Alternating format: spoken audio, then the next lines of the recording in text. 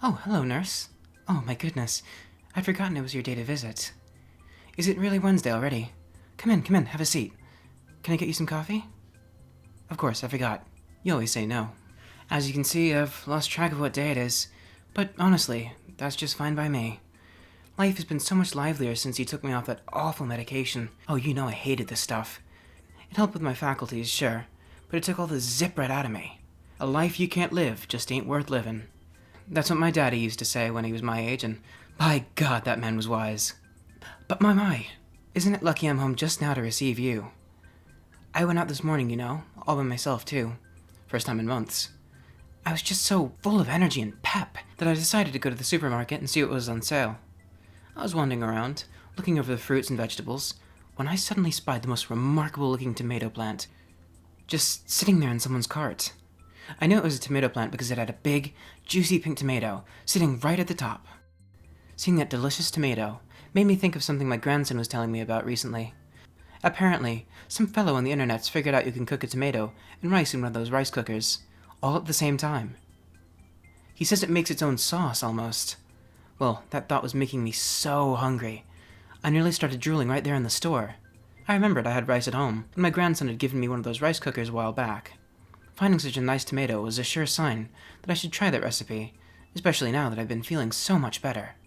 I looked around to see where the other shopper might have gotten the plant, but I couldn't find anything else like it in the store.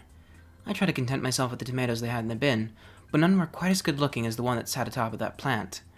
I just had to have it. Oh, it wasn't very ethical, I know. But as soon as the shopper wandered away from her cart, I reached in and took it. Scooped up the whole plant, just like that.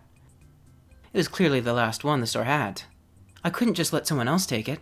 After that, I was so excited to have the plant that I just walked right out and forgot to pay. Oh, I know it sounds terrible, but believe me, I intend to march straight back to the store first thing tomorrow and make amends. So don't you worry about that. Anyway, when I got home, I started thinking.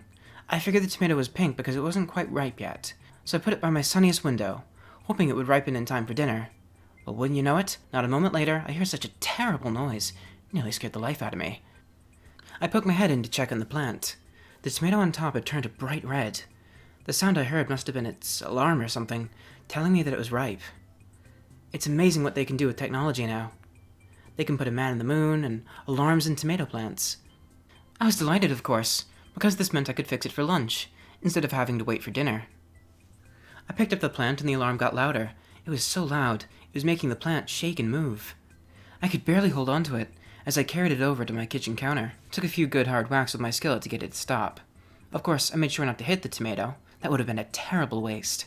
After all that, I would have expected the tomato to come off easily, especially seeing as it was ripe. But I ended up having to cut it off. Well, hack it off more like. Hadn't used that old meat cleaver in some time, so naturally, I was out of practice.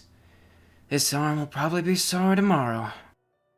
But all's well that ends well.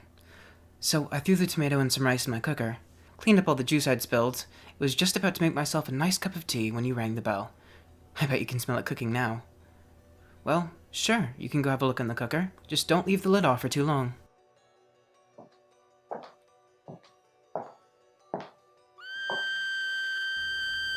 Well, why are you screaming, dear? Surely my cooking's not that bad.